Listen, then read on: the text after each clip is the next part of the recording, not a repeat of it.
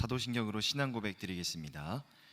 전능하사 천지를 만드신 하나님 아버지를 내가 믿사오며 그 외아들 우리 주 예수 그리스도를 믿사오니 이는 성령으로 잉태하사 동정녀 마리아에게 나시고 본디오 빌라도에게 고난을 받으사 십자가에 못 박혀 죽으시고 장사지 사흘 만에 죽은 자 가운데서 다시 살아나시며 하늘에 오르사 전능하신 하나님 우편에 앉아 계시다가 저리에서 산자와 죽은 자를 심판하러 오시리라. 성령을 믿사오며 거룩한 공의와 성도가 서로 교통하는 것과 죄를 사하여 주시는 것과 몸이 다시 사는 것과 영원히 사는 것을 믿사옵나이다. 아멘. 찬송가 370장 함께 찬송하겠습니다. 370장입니다.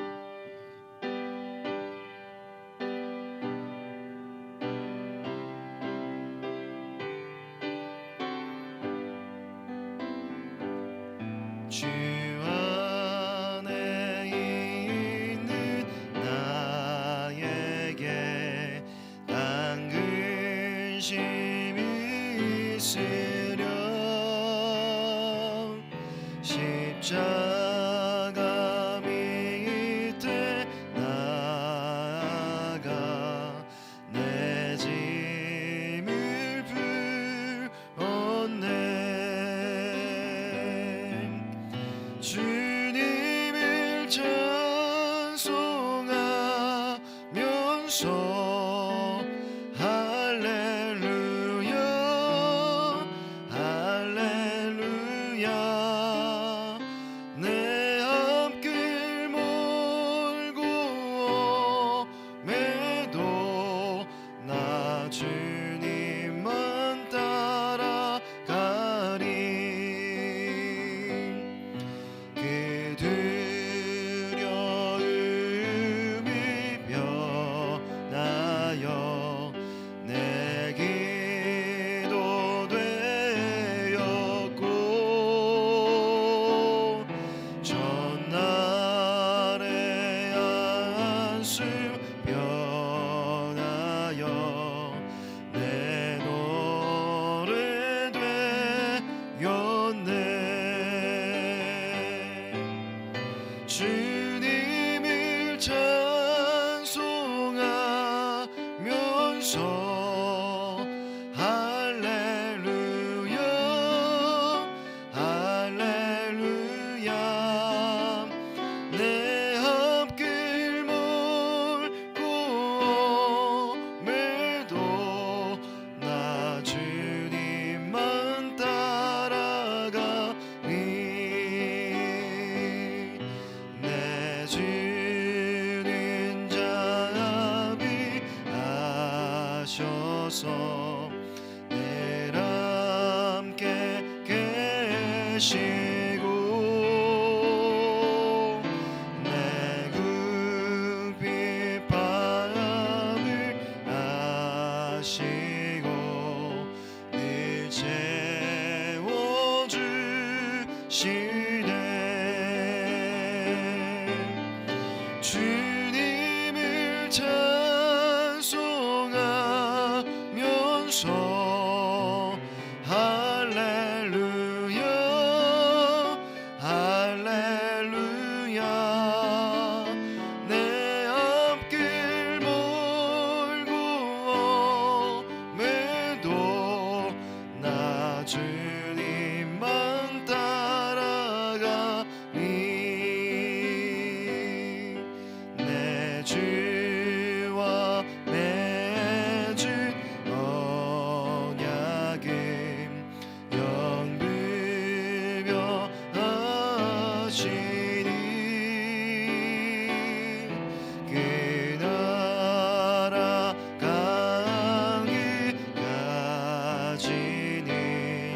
늘 보호하시네.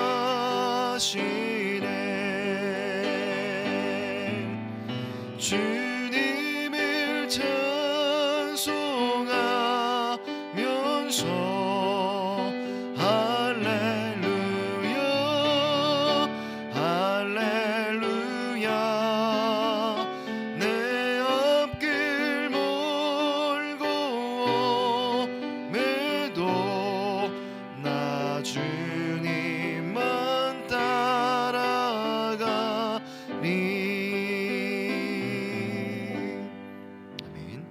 예배를 위해서 박경수 권사님 기도해 주시겠습니다.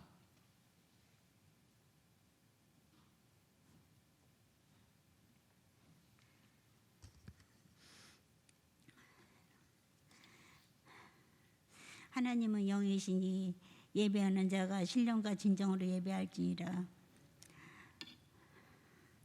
사랑과 은혜가 많으신 하나님 아버지, 우리를 구원하시고 날마다 주님의 사랑으로 인도해 주심에 감사드립니다. 하나님, 하늘을 돌아볼 때 말씀과 기도 생활을 지루한 채 우리의 생각과 방법으로 살아왔음을 고백합니다. 이런 어리석은 죄와 허물을 용서해 주시옵소서. 사랑의 하나님, 장기화된 코로나19가 계속 되어지는 가운데 때로는 저희들의 마음이 낙심되기도 하고 두렵기도 합니다. 바이러스로 인해 때로는 저희들의 마음이 답답하기도 하고 힘들 가운데 있지만 그때마다 하나님 도와주시고 저희들에게 함께 모여 기도할 수 있는 날들이 지속되면서 때로는 기도 소리가 잦아들고 하나님 앞에 나아가는 걸음마저 위축되는 것 같아 더 두렵습니다. 하나님, 저희들을 불쌍히 여겨주시고 이 위기 때에 더욱 부르짖어 하나님 앞에 나아갈 수 있는 은혜를 허락하여 주시옵소서. 사랑해 주님, 우리 자녀들이 수능 시험을 잘 마치게 하심을 감사드립니다. 논술에 이어서 학교 가는 날까지 몸과 마음을 지켜주시고 함께해 주시옵소서. 하나님, 우리 홍성교를 사랑해 주심에 감사드립니다.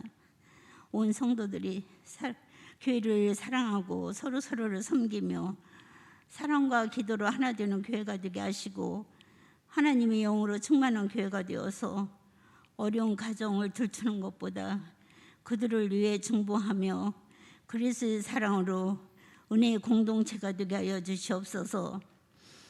또한 2021년도 새로운 지역 편성과 모든 사역에 하나님께서 함께 하시며 당회로부터 모든 위원회와 교육부서가 세운 목표와 계획을 달성해서 주님께서 영광 돌리게 하여 주시옵소서. 하나님, 오직 예수님의 힘으로만 믿고 해외에서 선교하시는 선교사님들을 건강과 안전함과 사역에 축복하시며 주님께서 동행하여 주셨기를 간절히 바라고 남나이다. 참사랑의 하나님, 우리 담임 목사님께 영육간에 강건하게 하시고 모든 사역에 성령의 지혜와 기름 부음이 있도록 축복하여 주시옵소서. 이 시간 생명의 말씀을 선포하시는 정태권 목사님께 말씀의 권능으로 인도하게 하시고 모든 사역과 가정에 축복하여 주시옵소서. 말씀을 듣는 저희들에게는 은혜의 말씀으로 채워서 우리의 삶 가운데 승리하게 하여 주시옵소서. 하나님, 원하옵긴데 저희들의 마음을 만져주시고 위로하여 주시옵소서. 이 모든 말씀을 우리 작은 신음소리에도 귀를 기울이시는 예수님의 이름으로 기도드립니다. 아멘.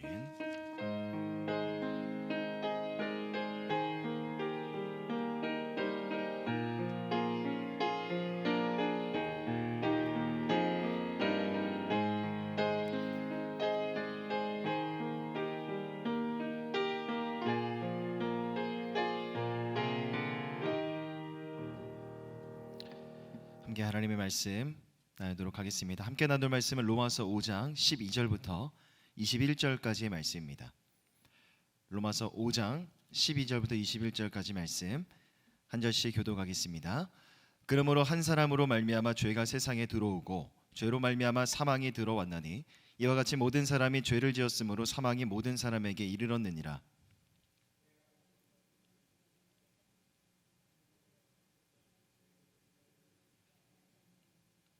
그러나 아담으로부터 모세까지 아담의 범죄와 같은 죄를 짓지 아니한 자들까지도 사망이 왕노릇하였나니 아담은 오실 자의 모형이라.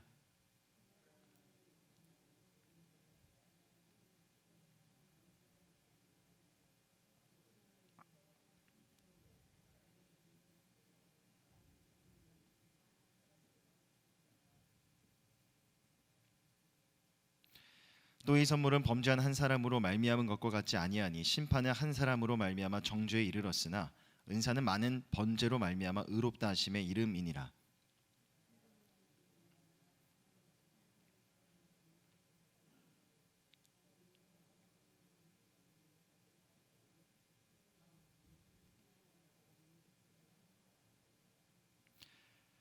그런즉 한 범죄로 많은 사람이 정죄에 이른 것 같이 한 의로운 행위로 말미암아 많은 사람이 의롭다 하심을 받아 생명에 이르렀느니라.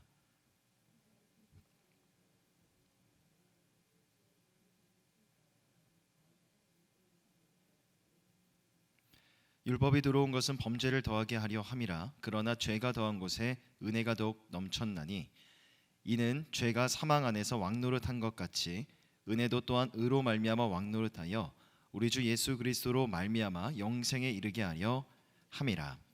아멘. 교회 공동의 기도 제목을 올려드리시면서 함께 기도하도록 하겠습니다. 첫째로 사랑방교회 섬김이들이 순전한 믿음으로 성령의 선물을 기쁨으로 나누는 제자가 되게 하소서. 둘째로 온 국민이 코로나 위기를 한마음으로 극복하고 소외된 이웃을 사랑으로 돌보게 하소서. 마지막 세 번째로 미자립 교회 목회자들의 자녀들이 특별한 돌보심을 경험하고 하나님 나라의 리더가 되게 하소서. 각자 머문 삶의 자리에서 함께 기도 제목 올려드리시면서 기도하도록 하겠습니다. 사랑과 은혜가 풍성하신 하나님, 오늘도 은혜를 사모함으로 주님 예배 자리로 인도해 주시니 감사를 드립니다. 함께 모일 수 없는 가운데 있지만 아버지 삶의 자리에서 정직함으로 하나님을 예배하는 우리 모든 성도들 다 되어줄 수 있도록 인도하여 주시고, 언제나 하나님의 그 은혜의 성전을 바라보며 그 하나님의 임재를 소망하며 날마다 그리워하는 우리들의 삶이 되게 하여 주시옵소서. 사랑방교의 모든 섬김이들 리더십들이 다시 한번 하나님 앞에 나아가 아버지 겸손함으로 엎드리는 그런 훈련의 시간을 보내고 있습니다. 다시 한번 우리 안에 순전한 마음을 주시고 하나님의 손에 붙들려 쓰임받는 기쁨과 감격이 우리 내면에 충만하게 가득히 차고 흘러 넘치게 하여 주시옵소서. 성령 안에서의 참된 기쁨과 즐거움을 우리 많은 사랑방원들과 주변에 있는 이웃들에게도 나누는 거룩의 도구와 통로들 다 되게 하여 주시옵소서.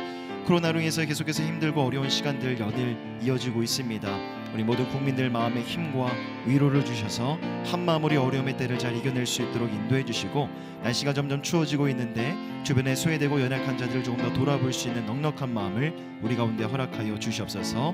아버지 미자립 교회 목회자들의 자녀들을 위해서 간절히 기도합니다. 특별한 하나님의 돌보심을 경험하게 하여 주시고 훗날 하나님 나라의 탁월한 리더와 제자들로 쓰임받고 세워질 수 있도록 하나님 붙들어 주시옵소서. 사랑과 은혜가 풍성하신 하나님, 함께 모일 수 없는 중에 있지만 그래도 하나님의 은혜를 사모하는 마음으로 예배의 자리로 인도해 주시니 감사를 드립니다. 아버지, 삶의 자리에서 예배하고 있지만 하나님을 향한 사랑의 마음을 가지고, 말씀을 향한 사모함을 가지고, 은혜를 향한 기대와 소망을 가지고 예배의 자리 가운데 하나님 앞에 정직함으로 서는 우리 모든 성도들 다 되게 하여 주시옵소서. 주의 궁전에서의 한날이 다른 곳에서의 첫날보다 낫다라는 시편 기자의 고백과도 같이 하나님 그 고백이 우리의 삶의 고백이 되게 하여 주시옵소서. 감사드리며 우리 원하신 예수 그리스도의 이름으로 간절히 기도드립니다. 아멘. 떨어지는 낙엽만 봐도 눈물이 흐른다라는 그런 말이 있습니다. 올 한 해를 돌아보면 어느 때보다도 이 말이 참 많이 공감이 되는 그런 한 해였던 것 같습니다. 장기화되는 이 팬데믹 상황으로 인하여서 하루하루가 지날수록 우리 마음에 어떤 변화를 느꼈냐면, 나도 모르는 사이에 두려움과 염려, 걱정과 근심이라는 감정들이 우리 내면에 스며드는 것들을 우리가 경험했었죠. 사실 내 마음의 감정을 내가 통제하고 다스릴 수만 있다면 얼마나 좋겠습니까? 그게 만일 가능하다면 날마다 우리 마음속에는 상황에 상관없이 늘 감사와 기쁨이라는 감정만 가득할 겁니다. 하지만 그게 말처럼 그렇게 쉬운 일이 아닙니다. 실제로 보건복지부 통계에 따르면 올해 2월 초부터 8월까지 6개월 동안 우울증과 관련된 상담 건수가 총 37만 4,222건이었다고 합니다. 그런데 이 수치는 이미 지난 작년 한 해 전체 동안의 기록을 넘어서는 수치라고 하죠.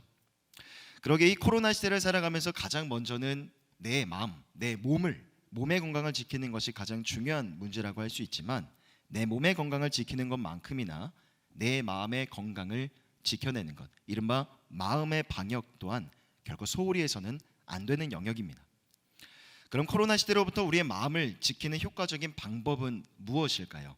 먼저는 지나친 생각과 염려는 가급적 줄이고 최대한 할 수 있는 한 일상 속에서 자주 몸을 움직이셔야 됩니다. 마음이 불안하고 우울할 때 부정적인 생각에서 벗어나는 것은 참 어렵습니다. 부정적인 생각은 꼬리에 꼬리를 물죠. 부정적인 생각은 계속해서 부정적인 생각들을 만들어낼 뿐입니다. 우리의 뇌가 생각하는 방식이 바로 그렇다고 해요. 하지만 사람은 기본적으로 동물입니다. 움직이는 존재이죠.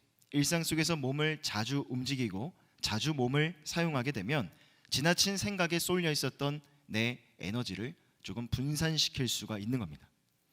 그래서 마음이 답답하고 힘들 때 개인적으로 그런 경험을 많이 하게 되는데, 마음이 다 답답하고 뭔가 생각이 나지 않을 때 가볍게 밖을 나가서 산책이라도 조금 하게 된다면 기분이 전환이 되고 어떤 일을 함에 있어서도 새로운 통찰력들을 얻을 수가 있는 겁니다.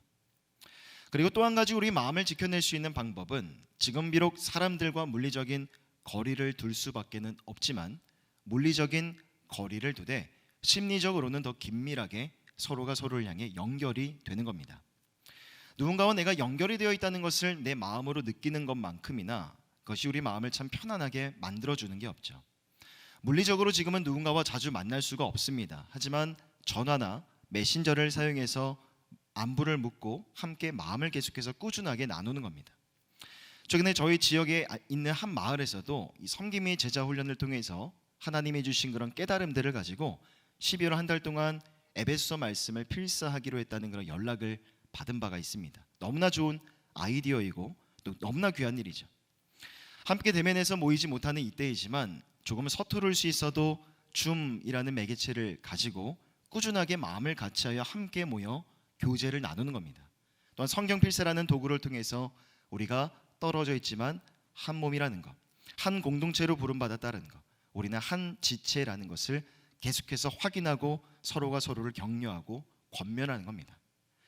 그런 것들이 결국 그렇게 내가 누군가와 연결되어 있다는 점을 확인하는 것들이 힘들고 어려운 이때의 우리 마음에 큰 힘과 위로가 되는 것이죠. 그런데 특히나 성도의 삶에 있어서 반드시 연결되어 있어야 될 또 다른 대상이 있어 보입니다. 여러분, 사람과 내가 연결이 되는 것은 선택의 영역이죠. 하지만 이것은 필수의 영역입니다. 그것은 바로 우리 주님과의 관계입니다. 내가 믿고 내가 섬기는, 내가 예배하는 하나님이 언제나 나와 함께 하신다는 것을 내 마음으로 느낄 수가 있고요. 그 하나님과 나와의 거리가 물리적인 거리를 말하는 것이 아니라 마음의 거리가 상당히 가깝고 하나님과 나와의 관계 속에서 그 심리적인 연결고리가 매우 견고하게 엮여 있다면, 코로나로 인해서 참 많이 힘든 때를 우리는 살아가고 있습니다. 하지만 하나님과 나와의 사이가 그렇게 견고하게 묶여져 있다면 어찌 이때뿐이겠습니까? 우리 삶의 모든 순간 속에서 쉽게 요동하지 않는 내 마음의 안정감을 우리는 꾸준하게 유지할 수가 있는 겁니다. 오늘 함께 나눌 말씀은 로마서 5장 말씀인데, 예수 그리스도로 인하여 오늘날 우리가 누리는 은혜와 축복이 무엇인지를 설명하고 있습니다. 특별히 본문을 들여다보면 아담과 예수 그리스도의 대표성의 원리를 가지고 우리에게 주어진 구원의 은혜를 설명하고 있습니다. 오늘 본문의 말씀을 통해서 이 땅에 오신, 우리 가운데 오신 그 예수 그리스도가 특별히 우리의 마음 가운데 어떤 변화를 이루어 가시는지 함께 은혜를 나누고자 합니다. 먼저 본문의 5장 12절을 보면 이렇게 말씀합니다. 그러므로 한 사람으로 말미암아 죄가 세상에 들어오고 죄로 말미암아 사망이 들어왔나니 이와 같이 모든 사람이 죄를 지었으므로 사망이 모든 사람에게 이르렀느니라. 자, 창세기의 말씀을 거슬러 올라가 보면 하나님께서 선악을 알게 하는 나무의 열매를 따먹지 말라라는 최초의 명령을 아담에게 주신 바 있습니다. 하지만 아담이 행한 이 죄된 행동은 그 금지된 나무의 열매를 먹어버린 것이라고 성경은 말씀하고 있죠. 그리고 그 이후에 아담과 하와에게 임했던 것은 바로 하나님의 심판이었습니다. 그 길로 에덴 동산에서 두 사람은 쫓겨나게 되었을 뿐만 아니라 그 이후에 세상에 죄와 죽음, 사망이라는 것이 들어서게 되었죠. 자, 그러면 아담의 죄 때문에 모든 사람이 다 죄인이 되었는데, 그럼 도대체 아담이 지은 죄가 무엇이길래 이러한 결과를 가져오게 되었을까? 아담이 저질렀던 진정한 죄의 정의는 무엇일까? 이것이 바로 중요한 부분입니다. 선악과 이야기를 우리가 할 때마다 우리 내면에 떠오르는 질문일 수도 있고요. 아니면 옆에 있는 누군가가 우리에게, 여러분들에게 물어봤던 질문일 수도 있습니다. 가령 이런 것이죠. 하나님은 도대체 왜 선악과를 만드셔서 아담과 하와를 유혹하셨을까? 기왕이면 아담과 하와가 행복하게 에덴 동산에서 잘 살 수 있도록 그렇게 내버려 두셨으면 좋았을 텐데 왜 선악과를 만드신 것일까라는 이런 류의 질문입니다. 여러분, 결론부터 말씀드리면 인간이 죄를 짓고 타락한 책임은 그 어느 누구에도 있지 않습니다. 바로 인간 스스로에게 그 책임이 있는 것이죠. 물론 사단이 교묘하게 계획을 짜서 아담과 하와를 유혹하긴 했습니다. 하지만 그렇다고 해서 인간이 타락한 그 책임을 사단에게 짊어지을 수 있을까요? 결코 그렇지 않습니다. 왜냐하면 어찌되었든 실과를 따서 먹기로 선택을 하고 결정한 것은 바로 아담과 하와였기 때문이죠. 그런데 하나님은 왜 선악과를 만드셔서 두 사람을 곤란하게 하셨을까? 차라리 만들지 않으셨다면 좋았을 텐데 라는 이런 류의 질문에는 마치 인간의 죄와 타락에 대한 그 책임이 인간에게 있는 것이 아니라 하나님에게 있는 것처럼 그렇게 보이게 만들어 버립니다. 하지만 우리가 선악과 사건을 바라볼 때 이 선악과가 지니고 있는 하나님이 주신 약속의 개념을 바르게 이해한다면 이런 류의 질문이 얼마나 불필요한 질문인가를 깨달을 수가 있죠. 먼저 전제가 되는 것은 우리의 하나님은 아담과 하와로 하여금 단지 하나님이 하지 말라고 했던 것을 했기 때문에 그래서 하나님은 화가 나신 게 결코 아니라는 겁니다. 하나님은 단지 순간적으로 치밀어 오르는 화를 못 이기시고 순간적인 분노에 이기지 못해서 이들을 에덴 동산에서 내쫓아 버린 무자비한 하나님이 아니시라는 거죠. 예를 들면 저희 집에도 아들이 한 명 있습니다. 근데 자꾸만 이 녀석이 어떤 실수를 하냐면 바지에다가 쉬를 쌉니다. 일부러 하는 것 같지는 않아요. 어쩌다가 실수로 자꾸 바지에다가 실수를 하는 것 같은데 결국 하루에도 옷을 5번, 6번 갈아입히는 그런 수고를 감당하고 있습니다. 그래서 저는 아이에게 말합니다. 오줌 싸면 절대 안 돼. 바지에 실수하면 안 돼. 쉬가 마려우면 바로 화장실에 달려가서 볼일을 봐야 돼 라고 말을 하죠. 아이의 반응은 어떻겠습니까? 그래도 계속 쌉니다. 계속 바지에 5번이고 6번이고 계속해서 조금씩 실수를 하는 거죠. 그런데 만일 제가 계속해서 바지에 실수를 하는 아들을 바라보면서 무섭게 혼을 내면서 당장 그 집에서 쫓아내 버린다면 여러분, 그만큼 매정하고 비정한 아버지의 모습이 어디 있겠습니까?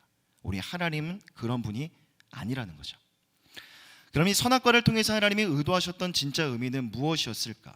하나님은 하나님과 피조물과의 관계에 대한 순종의 표시로 이 선악과를 주신 겁니다.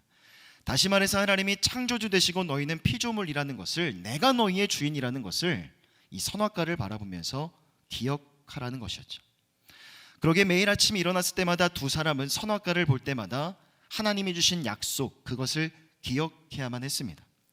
그걸 바라보면서 하나님의 하나님 되심을 인정하고 피조물됨을 인정하며 감사함으로 하나님이 만들어 놓으신 행복한 인생의 틀 가운데 영원한 행복을 누리며 살아가는 것, 그것이 바로 하나님이 원하셨던 처음의 그림이었던 것이죠.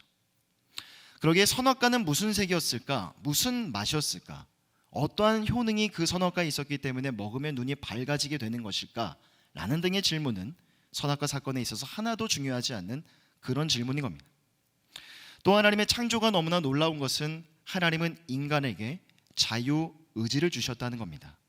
하나님은 어떤 수준으로 인간을 창조하셨냐 하면 자발적으로 또는 인격적으로 하나님을 사랑하는, 기계적으로 하나님을 사랑하는 것이 아니라, 버튼을 누르며 하나님을 사랑하는 그런 수준이 아니라 자발적이고 인격적으로 하나님을 사랑하는 그러한 수준으로 사람을 만드셨다는 겁니다. 다시 말하면 하나님은 그가 만드신 피조물이 자신을 거역할 수도 있게 만드셨다는 거죠. 때때로 우리가 누군가를 너무나 좋아하게 되면요, 이런 상상을 하게 됩니다. 예를 들면 이런 거죠. 내가 어떻게 해서든 저 사람의 마음을 조종해서, 저 사람의 뇌를 조작해서 내가 저 사람을 사랑하는데 저 사람도 나를 좀 사랑하게 만들었으면 좋겠다. 나에게 호감을 갖게 저 사람의 마음을 좀 내가 조작할 수 있었으면 좋겠다라는 그런 생각. 저만 해본 거 아니겠죠. 여러분들도 한 번쯤 경험이 있으셨을 겁니다. 여러분, 그런데 곰곰이 생각해 보면 그걸 진짜 사랑이라고 말할 수 있을까? 절대 그렇지 않습니다. 드라마나 영화를 보아도 잘못된 사랑의 대표적인 사례로 등장하는 것이 바로 그런 사랑입니다. 너무나 사랑한다는 것이 그만 집착이 되어버려서 그 사람의 자유까지도 빼앗아 버리는 잘못된 사랑의 대표적인 전형인 것이죠. 그런데 하나님은 우리를 그런 방식으로 창조하지 않으셨어요. 그런 방식으로 우리를 사랑하지도 않으셨던 겁니다. 하나님이 만일 우리를 그렇게 만드셨다면 우리의 존재는 로봇이나 꼭두각시에 불과하겠죠. 하나님은 아담과 하와에게 인간에게 자유의지를 주셨습니다. 그리고 두 사람은 뱀의 유혹을 이기지 못해 하나님이 주신 자유의지를 가지고 스스로 죄를 짓는데 사용했던 것이죠. 웨스트민스터 소유리 문답 제13문을 보면요, 이런 문항이 있습니다. 우리의 첫 조상은 창조받은 그 위치에 그대로 있었습니까? 답변입니다. 우리의 첫 조상은 자신들의 의지로 자유를 행사하여 하나님께 대항하는 죄를 범함으로 창조받은 그 위치에서 타락했습니다.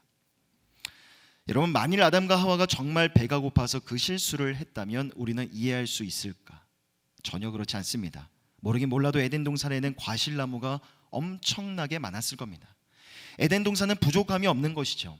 아마 여기를 가도 저기를 가도 맛있는 과일의 열매가 달려있는 나무들이 충만했을 겁니다. 이 말인즉 굳이 선악과를 찾아가서 먹지 않아도 된다는 말이죠.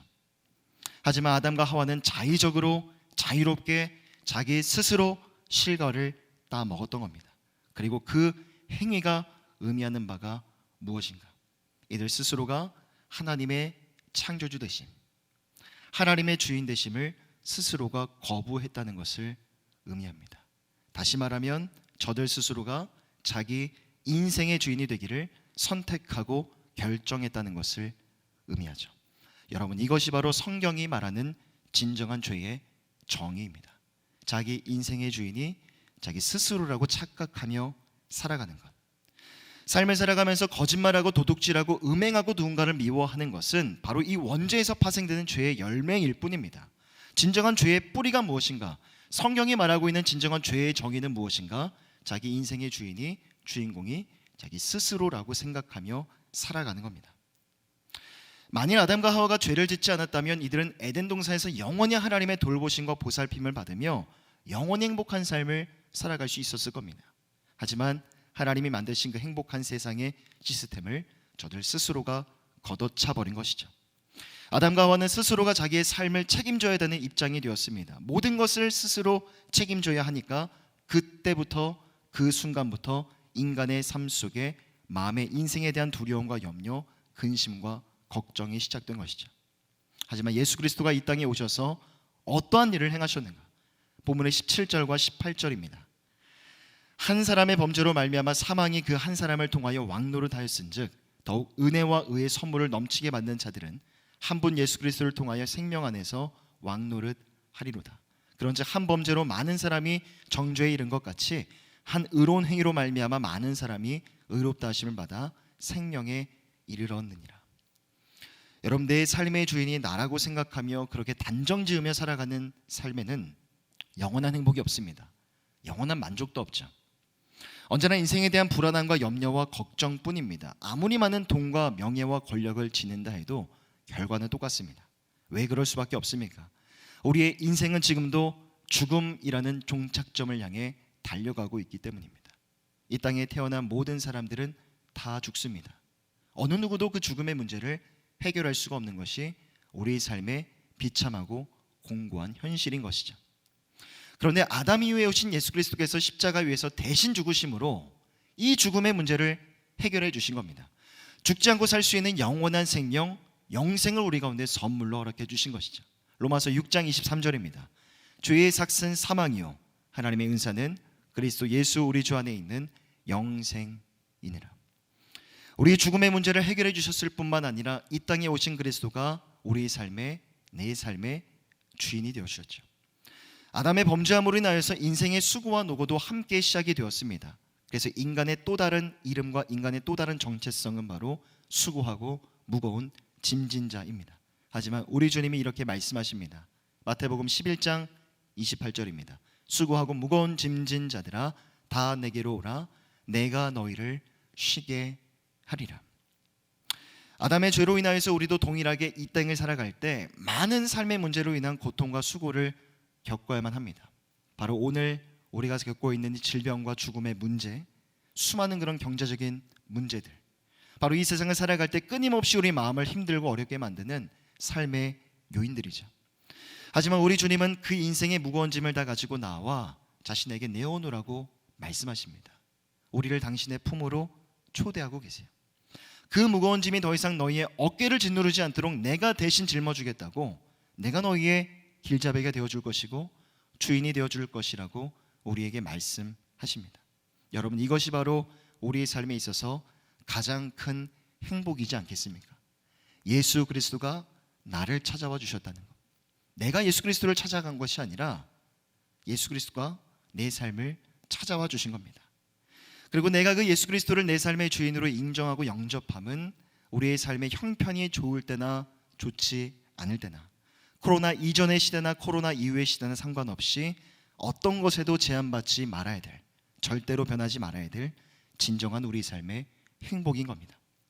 그리고 그렇게 흔들리지 않는 내 마음의 행복의 이유는 코로나 시대를 살아가면서 우리 마음을 지킬 수 있는 가장 탁월한 마음의 방역법이 되는 것이죠. 로마서 5장의 전반부의 말씀을 보면 이 땅에 오신 예수 그리스도로 말미암아 일어나는 삶의 변화들에 대해서 말씀하고 있는데, 오늘 이 시간에 세 가지 단어를 함께 주목해 보고자 합니다. 먼저 본문의 로마서 5장 1절을 보면 이렇게 말씀합니다. 그러므로 우리가 믿음으로 의롭다 하심을 받았으니 우리 주 예수 그리스도로 말미암아 하나님과 화평을 누리자. 자, 먼저는 화평이라는 단어를 주목해 보고자 합니다. 여기서 말하는 화평은 평화와 평안이라는 것을 의미합니다. 종종 우리는 이 땅에서 경험하는 삶의 문제들 때문에 꽤 다양한 불안과 근심 그리고 두려움을 떠안은 채 살아가곤 합니다. 삶이 주는 긴장감 속에서 마음의 여유도 없이 감사도 없이 살아갈 때가 참으로 많죠. 어쩌면 지금 우리가 살아가고 있는 지금 이 시대가 그럴지도 모르겠습니다. 하지만 내 삶이, 내 현재가 하나님과의 관계에 있어서 그 관계가 긴밀하게 연결되어 있다면 어떤 환경 가운데 우리가 처하든지 어떤 상황 속에 놓여 있든지 그 상황과 삶의 모든 정황들을 뛰어넘는 평안을 누릴 수가 있는 것이죠. 왜냐하면 우리 하나님은 화평의 하나님이시기 때문입니다. 마치 나무의 가지가 뿌리로부터 영양분을 끊임없이 공급받는 것처럼 화평의 하나님으로부터 우리 마음의 평안을 늘 공급받게 되는 것이죠. 뿐만 아니라 하나님과 나 사이에 이루는 화평은 옆에 있는 사람과의 관계 속에서도 화평으로 나타나게 됩니다. 내가 누군가를 용서하지 못하는 이유는 내가 내 삶의 주인이라고 생각하기 때문입니다. 하지만 내 삶의 주인이 내가 아니라 하나님 되심을 인정하는 자는 하나님이 주시는 평화의 마음을 가지고, 화평의 마음을 가지고 누군가를 용서할 수도 있는 겁니다. 내 힘으로는, 내 능력으로는 도무지 불가능한 일이죠. 하지만 화평의 하나님께서 내 안에 주시는 화평을 가지고 그 힘든 일을 우리가 도전해 볼 수 있는 거죠. 또한 하나님과 나 사이의 화평은 나 자신을 사랑하게도 만듭니다. 보통 우리가 인생을 살면서 가장 많이 내 마음을 신경 쓰게 하고 힘들게 만드는 것은 누군가와 비교했을 때 생기는, 내 안에 생기는 나만의 열등감인 것 같아요. 열등감에 빠지면 나도 사랑하지 못할 뿐만 아니라 나와 비교의 대상이 되는 그 사람도 사랑하지 못하게 됩니다. 그러나 내가 먼저 하나님과 화평의 관계를 누리게 되면 먼저는 내가 나 자신을 사랑할 수가 있는 거죠. 내 눈으로 나를 바라보는 것이 아니라 하나님의 눈으로 내 삶을 들여다볼 수 있기 때문에 나라는 존재가 지금은 비록 연약하나 나에게도 하나님의 놀라운 계획과 뜻이, 하나님의 놀라운 섭리가 있음을 확신하며 내가 나 자신을 사랑하고 스스로를 축복하게 되는 겁니다. 그렇게 먼저 내가 나를 사랑할 줄 알아야만 그 사랑으로 내 옆에 있는 사람도 사랑할 수 있는 것이죠. 두 번째로 그리스도 예수로 인해 우리 삶에 나타나는 변화는요, 은혜라는 단어로 설명해 볼 수 있습니다. 로마서 5장 2절입니다. 또한 그로 말미암아 우리가 믿음으로써 있는 이 은혜에 들어감을 얻었으며 하나님의 영광을 바라고 즐거워하느니라. 믿음으로 의롭다함을 받고 하나님의 자녀가 될 때 누리는 축복은 바로 언제나 하나님의 은혜의 보좌 앞으로 나아갈 수가 있다는 겁니다. 히브리서 4장 16절입니다. 우리 함께 한 목소리로 읽어보겠습니다. 시작. 그러므로 은혜의 보좌 앞에 담대히 나아갈 것이니라. 자, 여기서 은혜의 보좌라는 것은요, 사진을 한 장 띄워주시면, 자, 지성소 안에 언약궤가 있고, 이 언약궤를 덮고 있는 판을 바로 은혜의 보좌라고 합니다. 사진을 자세히 보시면은 두 천사가 날개와 날개를 맞대고 있는 형상을 띠고 있는데, 자, 이것을 은혜의 보좌라고 말하죠. 바로 하나님의 임재를 상징하는 겁니다. 과거 유대인들은 성전 앞마당까지는 들어갈 수 있었지만 성전 안에는 들어갈 수가 없었습니다. 성전 안에는 오직 제사장들만 들어갈 수 있었고, 하나님의 임재를 상징하는 저 지성소에는 대제사장이 1년에 딱 한 번만 대속죄일에만 들어갈 수가 있었죠.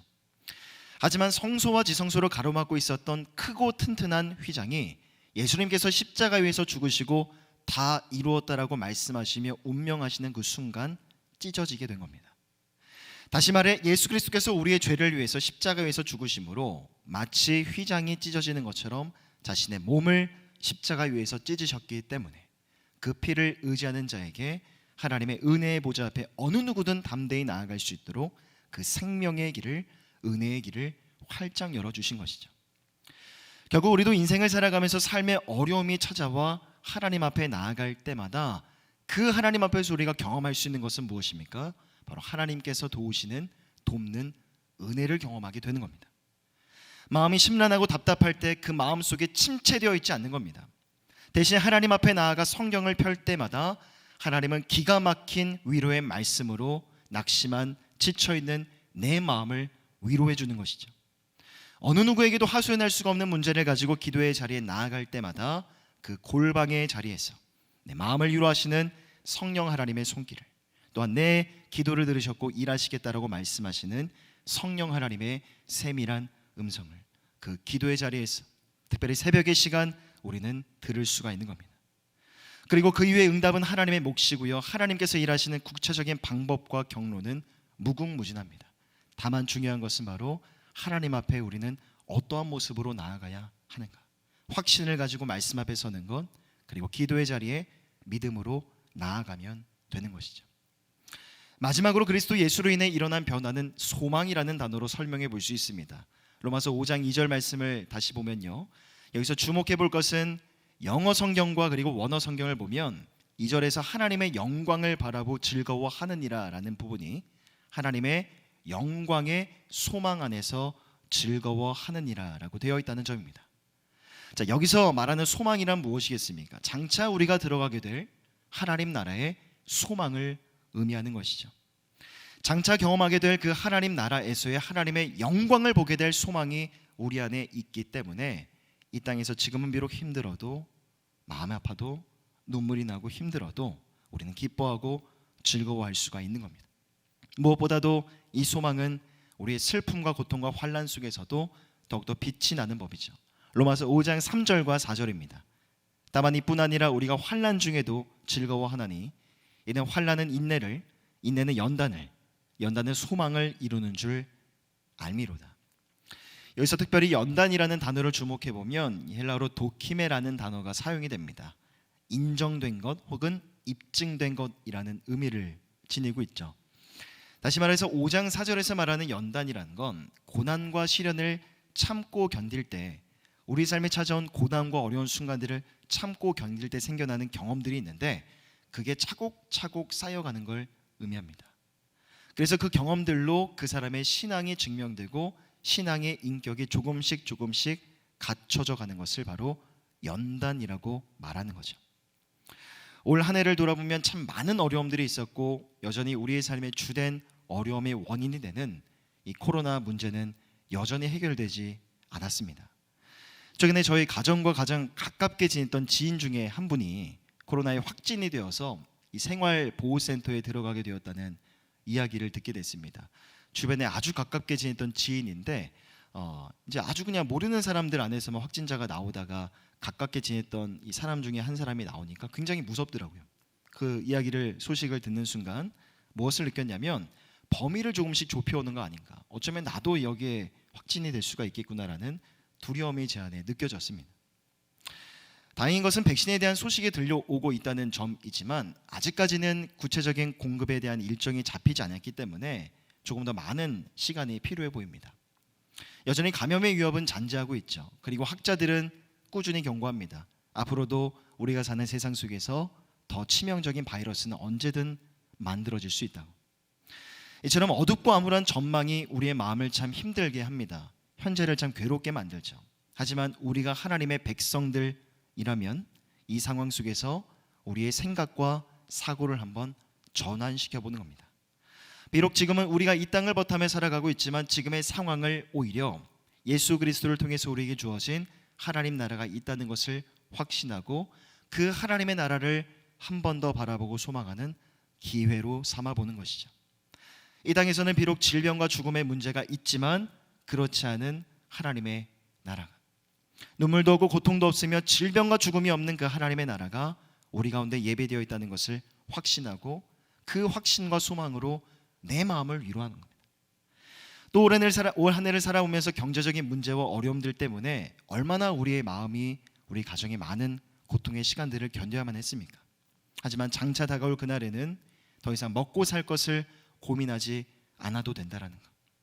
하나님과 더불어 영원한 기쁨과 즐거움, 풍요와 만족 속에 살아갈 수 있는 그 하나님의 나라가 예수 그리스도를 통해서 우리 가운데 예배되어 있다는 사실을 확신하며 이 땅에서의 삶의 문제들로 인한 두려움들을 오히려 동력으로 삼아 더 하나님의 나라를 바라보고 소망해 보는 겁니다. 고린도후서 4장 17절과 18절에서는 이렇게 말씀합니다. 우리가 잠시 받는 환난에 경한 것이 지극히 크고 영원한 영광에 중한 것을 우리에게 이루게 함이니 우리가 주목하는 것은 보이는 것이 아니요 보이지 않는 것이니 보이는 것은 잠깐이요 보이지 않는 것은 영원함이니라. 여러분, 분명 우리가 살아가고 있는 지금 이 시대는 환난의 때입니다. 그러나 우리 주님은 말씀하십니다. 우리가 이 땅에서 경험하게 되는 환난에 경한 것을 통해서 장차 우리가 경험하게 될 영광의 영원한 것들, 영원한 영광에 중한 것들을 우리가 경험하게 될 것이라고 말씀하십니다.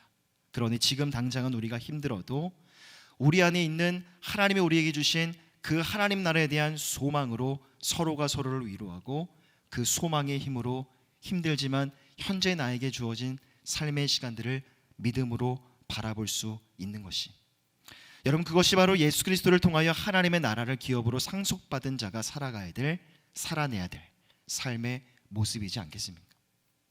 개인적으로 저의 삶을 들여다보면 최근에 저의 인생에 있어서 가장 큰 이슈가 되었던 것은 바로 우리 지난 청년공동체 5년 동안의 사역을 마무리하고 이제 새로운 지역으로 사역의 배경을 옮기게 된 겁니다.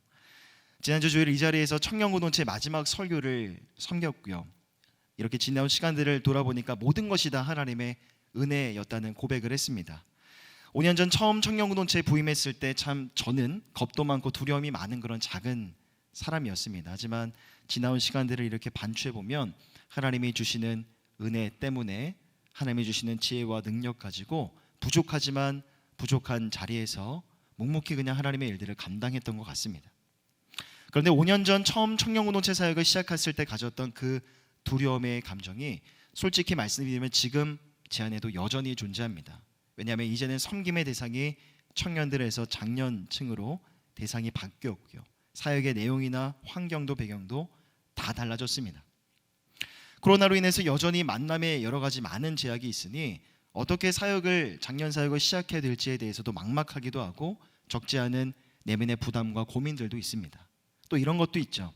이전에 맡으셨던 목사님들이 워낙 탁월하게 사역을 하셨기 때문에 목사님들이 하셨던 그만큼 그 정도의 기대에 제가 부응하지 못하면 어쩌나라는 내면의 열등감까지도 조금 갖고 있습니다. 하지만 분명한 것은 제 안에 있는 그 마음들, 감정들을 숨기려 하는 게 아니라 있는 그대로 가지고 하나님 앞에 나아가는 거죠. 그럼 그 마음을 가지고 하나님 앞에 나아가 기도할 때마다 하나님은 저로 하여금 이런 고백을 하게 하십니다. 그리스도께서 내 인생의 주인 되시는 것을 믿는 것과 같이 그리스도께서 앞으로도 내가 감당할 모든 사역 가운데 주인이 되어주실 것이라는 그 고백을 하나님 앞에서 고백하게 하십니다. 여러분, 자세히 생각해 보면 우리가 주체가 바뀌는 겁니다. 내가 어떻게 해야 될까를 고민하게 보면 마음이 끊임없이 복잡해지고 혼돈스러울 뿐입니다. 하지만 내가 어떻게 할까가 아니라 하나님이 내 삶에 어떠한 일들을 행하실까를 고민하게 되면 마음의 질서가 생기고 기대와 소망함이 생기는 것이죠. 그래서 내가 아닌 하나님이라는 고백을 가지고 기도하고 선포하며 은혜의 보좌로 나아갈 때마다 하나님은 제 안에 있는 두려움과 염려들, 열등감들을 비워주시고 그 빈자리 가운데 위로와 평강으로 대신 가득히 채워주시는 겁니다. 지난 몇 개월 동안은 하나님 앞에 그렇게 머물면서 마음을 정돈하는 시간을 가졌고, 이제 본격적으로 새로운 사역이 시작되는 이때에도 하나님이 저에게 선한 마음과 생각을 주시고 지혜를 주셔서 맡겨진 모든 일들을 능히 감당하게 하실 거라는 확신이 있습니다. 그리고 마침내 우리의 목자장 되시는 그리스도께서 다시 오시는 그날, 모든 것을 결산하시는 그날에 착하고 충성된 종으로 하나님 앞에 서고자 하는 것이 새로운 시작과 출발을 앞두고 있는 저의 작은 다짐입니다. 주 안에 사랑하는 성도 여러분, 사실상 코로나 3차 유행이 시작이 되었습니다. 이제 다시 세 번째 비대면의 시대가 시작이 되었죠. 아무쪼록 방역에 있어서 최선을 다해 주셔서 가장 먼저는 여러분 스스로의 건강을 지켜주시고 주변에 있는 가족들과 이웃들의 건강까지도 잘 지켜주시기를 바랍니다. 하지만 더 중요한 것은 바로 우리 마음의 방역입니다. 사람들과 사회적으로 거리를 두고 있는 지금 이때이지만 가장 필요한 것은 하나님과의 관계입니다. 하나님과 나 사이의 심리적인 거리, 그 마음의 거리를 멀리하지 마시고 매우 가깝게 그 거리를 유지하시길 바랍니다. 올 한 해가 힘들었던 만큼이나 내년에도 그 힘듦이 계속될 수도 있고요. 그 힘듦의 정도가 얼마나 더 힘들어질지 우리는 가늠할 수 없습니다. 미래에 대해서 아무것도 알 수가 없는 불확실함이 힘듦의 깊이를 점점 더 깊어지게 만들지도 모릅니다. 하지만 그래도 우리 마음의 위로가 되는 것은 앞으로 걸어가야 될 힘듦의 길들을 나 혼자가 아니라는 걸 우리는 알기 때문이죠. 우리 주님이 나와 함께 그 길을 걸어가 주실 거라는 것. 올 한 해가 그러했던 것처럼 내년에도 앞으로 우리 인생의 모든 여정 가운데서도 내 삶의 주인 되시는 주님이 나와 언제나 함께 하신다라는 것. 여러분, 그게 우리 삶의 가장 큰 행복이지 않겠습니까? 또한 지금으로서 그것을 확신하며 하루하루를 살아가는 것이 현재로서는 내 마음을 지키는, 이 세대를 살아가면서 내 마음을 굳건하게 지킬 수 있는 최선의 방법인 것 같습니다. 지나온 시간들을 돌아보면 참 많이 힘든 한 해였습니다. 어느덧 겨울은 찾아와서 우리 마음을 더 춥고 힘들게 만드는 것처럼 보입니다. 하지만 시리고 추운 겨울이 지나가면 곧 봄은 반드시 찾아오게 됩니다. 주 안에 사랑하는 성도 여러분, 은혜의 날, 치유와 회복의 그날은 반드시 찾아올 겁니다. 그날이 오기까지 여러분 삶의 자리에서 정직함으로 예배하시고, 정말 마음이 힘들고 어려울 때 기도의 골방으로 나아가 하나님 앞에 나아가시길 바랍니다. 하나님 앞에 마음의 모든 염려와 근심들을 내려놓고 간절히 기도해 보십시오.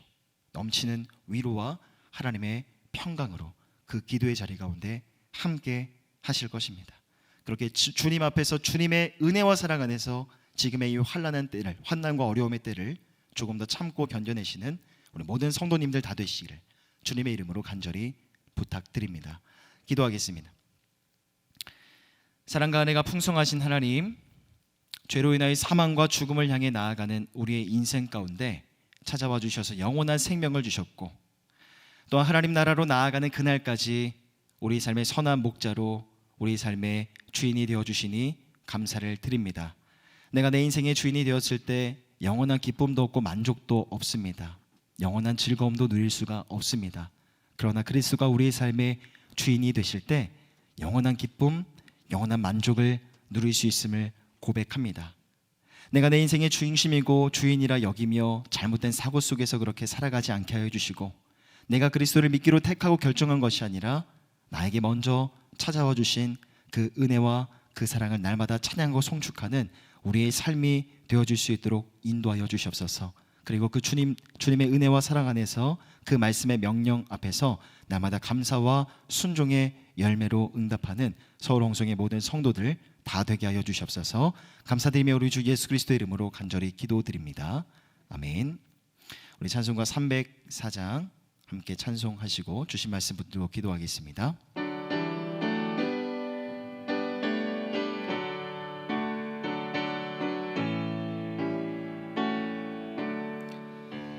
계신 하나님의 사랑 말로 다 영영 못하네. 저 높고 높은 별을 넘어 이 낮고 낮은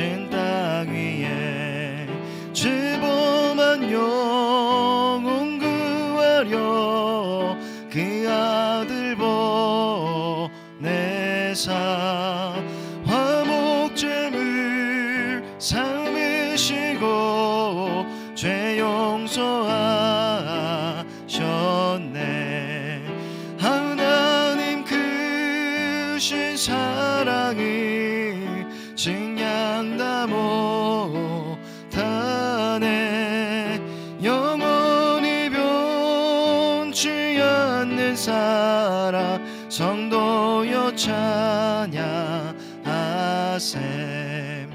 괴로운 시절 지나가고 땅 위에 여호와 쇠할 때 주 믿지 않던 영혼들이 큰 소리 외쳐 울어도 주 믿는 성도들에게 큰 사랑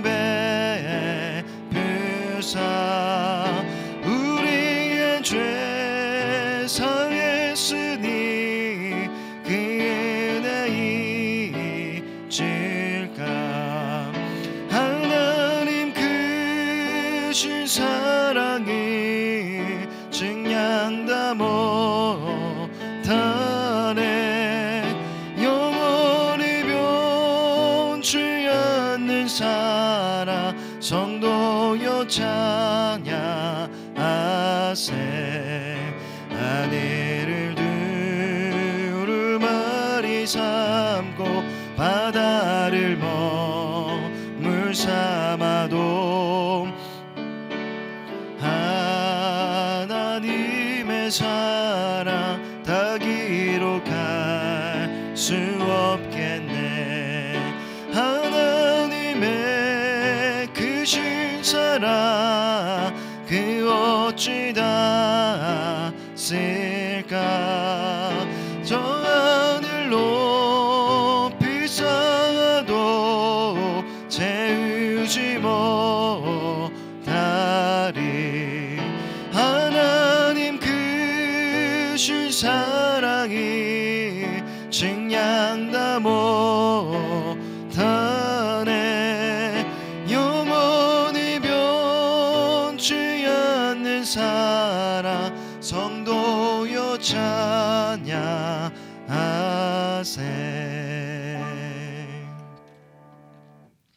이 시간 함께 기도할 때 올 한 해를 돌아보면 참 많이 힘들고 어려운 날들이 많이 있었던 것 같습니다. 하지만 앞으로도 그 힘듦의 깊이가 얼마나 깊어질지 우리가 알 수가 없는 것이 현재 우리의 마음을 더 힘들게 만드는 것 같아요.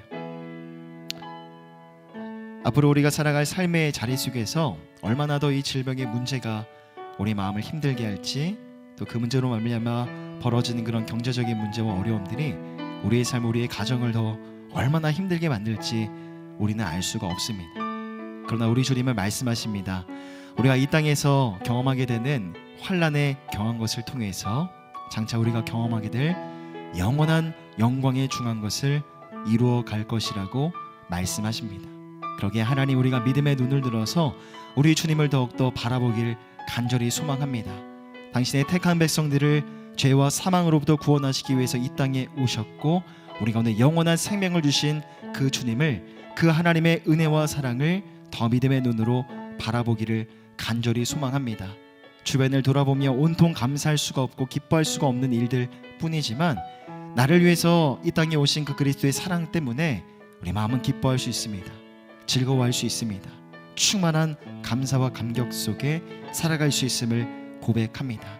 나를 위해 이 땅에 오신 그 주님의 사랑만으로 감사하고 기뻐하고 만족하며 그렇게 하루하루를 살아갈 수 있도록 인도해 주시고, 우리가 이 땅에서 삶을 살아가면서 경험하게 되는 환난의 색깔들이 점점 짚어질수록 더욱더 하나님의 나라를 바라보고 소망하는 우리들의 삶이 되어줄 수 있도록 인도하여 주시옵소서. 우리 마음을 주님 앞에 올려드리시면서 주신 말씀 붙들고 함께 통성으로 기도하며 나아가겠습니다. 사랑과 은혜가 풍성하신 하나님, 올 한 해를 가만히 돌아보면 참 힘들고 어려운 순간들이 너무나도 많이 있었던 것 같습니다. 하지만 하나님께서 은혜 내려주셔서 여기까지 우리의 삶을 인도해 주시니 감사를 드립니다. 감사로 한 해를 돌아보고 마무리하게 하시고 또 감사로 힘들겠지만 또한 새로운 한 해의 시간들을 믿음의 눈을 들어서 열어가며 아버지 하나님 또한 주님 앞에 선포하며 나아갈 수 있는 우리들의 삶이 되어줄 수 있도록 하나님 인도하여 주시옵소서. 너희는 무릇 지킬 만한 것 중에 너희 마음을 지키라. 모든 생명의 근원이 이에서 남이니라 말씀하신 주님.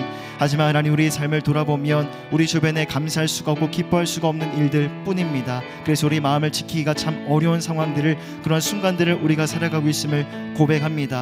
그러기에 하나님 믿음의 눈을 들어서 다시 한번 주님을 바라보게 하여 주시옵소서. 당신의 택한 백성들을 아버지 죄와 사망으로부터 구원하시기 위해서 이 땅에 오신 예수 그리스도, 우리 가운데 영원한 생명을 주신 주님의 그 사랑을 더욱더 믿음의 눈을 들어 바라보게 하여 주시옵소서. 그 사랑만으로 우리의 영혼이 만족하게 하시고 아버지 이 세상에 어떤 것으로도 바꿀 수가 없고 어떤 것으로도 제한받을 수가 없는 영원한 기쁨과 즐거움과 행복감 속에 하루하루를 살아갈 수 있도록 하나님 인도하여 주시옵소서. 또 우리가 이 땅을 살아가면서 경험하게 되는 것, 환난에 경한 것들을 통해서 우리가 장차 경험하게 될 영원한 영광의 중한 것을 이루어갈 것이라고 말씀하신 주님, 아버지 우리가 살아간 삶의 자리 가운데 여전히 많은 문제와 어려움들이 아버지 질비에 있지만 낙심하지 아니하게 하여 주시고 우리의 삶의 문제가 우리 마음을 힘들게 하면 할수록 더욱더 믿음의 눈을 들어서 저 하나님의 나라, 우리 가운데 약속된 그 하나님 나라의 영광의 기업을 바라보고 소망할 수 있는 우리들의 삶이 되어줄 수 있도록 하나님 붙들어 주시고 함께하여 주시옵소서.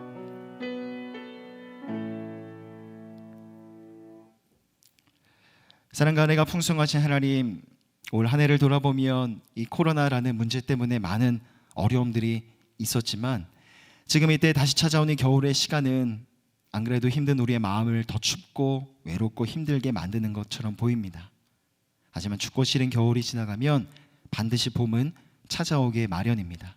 그날이 오기까지 조금 더 참고 인내하며 하나님 앞에 나아가 하나님의 임재 가운데 머물러 하나님을 예배하고 하나님 앞에 삶의 모든 시간들을 내어 맡기고 의지하는 우리 서롱성의 모든 성도들 다 되게 하여 주시옵소서. 왜 그럴 수 있습니까? 당신의 택한 백성들을 죄와 사망에서부터 구원하시기 위해서 이 땅에 오신 주님, 영원한 생명을 우리 가운데 부어주신 그 주님이 우리의 삶의 주인이 되어주시기 때문임을 이 시간 고백하고 선포하며 나아갑니다. 여전히 힘들 우리의 인생 가운데 그래도 주님 때문에 다시 힘과 용기를 얻으며 우리에게 주어진 하루하루의 시간들을 살아갈 수 있도록 인도하여 주시고, 여전히 질병의 문제와 경제적인 문제가 우리의 가정을 힘들고 어렵게 만들지만 우리 삶의 주인 되시는 주님께서 우리의 가정과 우리의 직장과 일터를 바르고 선한 길로 인도해 주실 것을 믿으며 그 믿음을 가지고 하루하루를 살아가게 하여 주시옵소서. 주께 힘을 얻고 그 마음에 시온에 데려가 있는 자는 복이 있다고 말씀하신 주님, 우리 삶이 눈물의 깊은 골짜기를 지날 때에도 많은 샘과 이른비를 예비하시는 그 하나님의 신실하심을 바라봅니다. 하나님이 어떻게 우리의 간절한 기도 가운데 응답하실 것이고 어떻게 일하실지는 하나님의 몫입니다. 그러나 그 주님 앞에 확신을 가지고 믿음을 가지고 말씀 붙들며 나아가게 하여 주시고, 확신과 믿음을 가지고 주님 앞에 간절히 기도하며 하나님의 임재 가운데 오랜 시간 동안 머무는 서롱성의 모든 성도들 다 되게 하여 주시옵소서. 감사드리며 우르고 나신 예수 그리스도의 이름으로 간절히 기도하오며, 지금은 우리 주 예수 그리스도의 은혜와 하나님의 사랑하심과 성령 하나님의 교통하심의 은혜가 내 삶의 주인이 내가 아니라 그리스도 예수가 되심을 믿음으로 고백하며 그 안에서 영원한 기쁨과 즐거움과 행복감을 누리며 하루하루를 살아가기를 결단하고 소망하는 예수 믿는 성도들 머리 위 이 내가 영원토록 함께 있을지어다. 아멘.